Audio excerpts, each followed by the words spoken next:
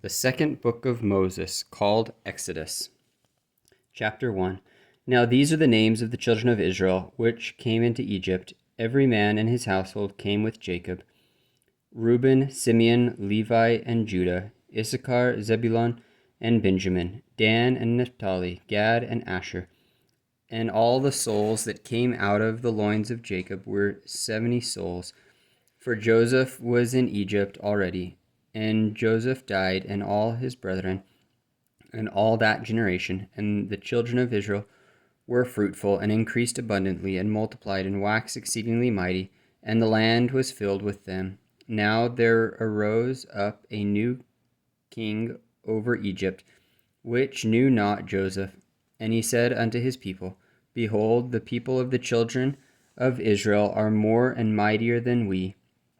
Come on, let us deal wisely with them, lest they multiply. And it came to pass that when there falleth out any war, they join also unto our enemies, and fight against us, and so get them up out of the land. Therefore they did set over them taskmasters to afflict them with their burdens. And they built for Pharaoh treasure cities, Pithom and Ramses. But the more they afflicted them, the more they multiplied and grew, and they were grieved because of the children of Israel. And the Egyptians made the children of Israel to serve with rigor, and they made their lives bitter with hard bondage, in mortar and in brick, and in all manner of service in the field. All their service, wherein they made them serve, was with rigor.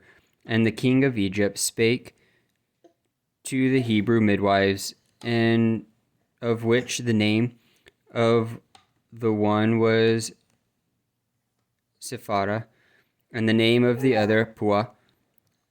And he said, When ye do the office of a midwife to the Hebrew women, and see them upon the stools, if it be a son, then ye shall kill him.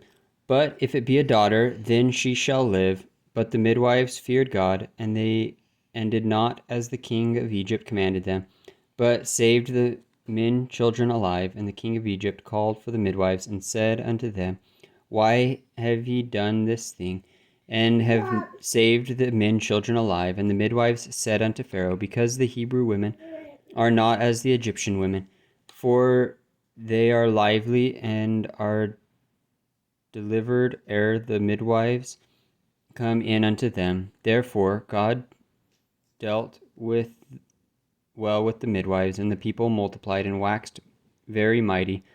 And it came to pass, because the midwives feared God, that he made them houses. And Pharaoh charged all his people, saying, Every son that is born ye shall cast into the river, and every daughter ye shall save alive.